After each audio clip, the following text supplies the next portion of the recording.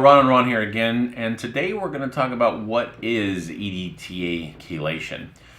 Chelation therapy is a treatment that uses a compound such as EDTA to bind to and remove toxic heavy metals like lead, mercury, cadmium, and others from the body. Your body really doesn't have a true mechanism to eliminate toxic heavy metals, so a chelating agent is necessary. The chelating agent is introduced into the body where it binds with the metal ions, and this kind of tricks your body into eliminating the chelating agent, which has attached itself to the metal ion. EDTA really is the chelation agent of choice. It's been around it's because it's been around the longest. It has the longest track record of safety and effectiveness. Now sometimes the chelated metal can be excreted, and other times the metal is just inactivated in the body. Now, either way, the metal ion has been neutralized, which is obviously the desired goal. The concept of chelation therapy as a way to remove toxic heavy metals has been well established as a standard medical procedure for over 50 years. It began in the 1930s and really gained true prominence during the 1940s, during and after World War II. It's also important to note that EDTA chelates both good minerals as well as the unwanted toxic heavy metals. So we also recommend anybody on chelation to be supplemented with a high potency mineral formula to protect against mineral deficiencies. Now, EDTA works best when it enters the body without having to pass through the GI system, meaning we want to avoid the acidic environment of the stomach and the liver, which obviously is the body's filtration system. There are 4 ways to chelate yourself with EDTA.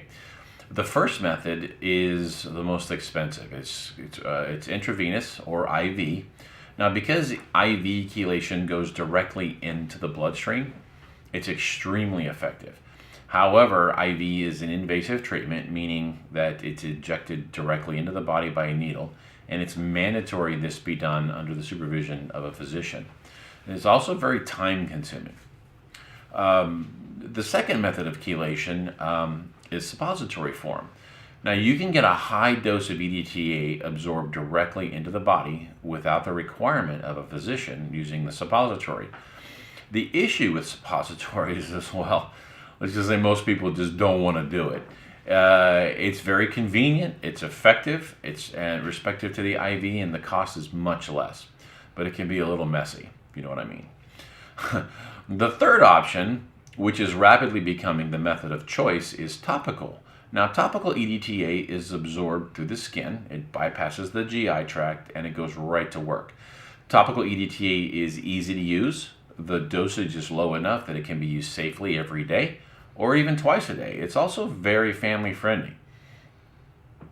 The fourth and least effective method of chelation is oral. Now, oral EDTA absorption is about 10 to 15% of the total dose. So, example, if you take 100 milligrams by mouth, you can expect maybe a 10 to 15 milligrams to have any actual benefit. So, depending on your level of exposure to heavy metals, oral really isn't the most effective choice.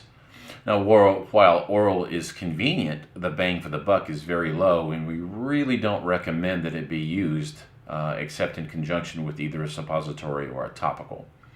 So in summary, because of the inescapable nature of toxic heavy metals in our environment and the fact that the body has no mechanism to remove them, we recommend everybody be on some form of chelation basically daily.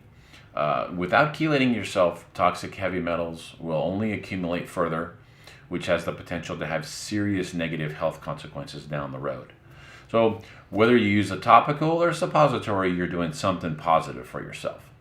So get the lead out.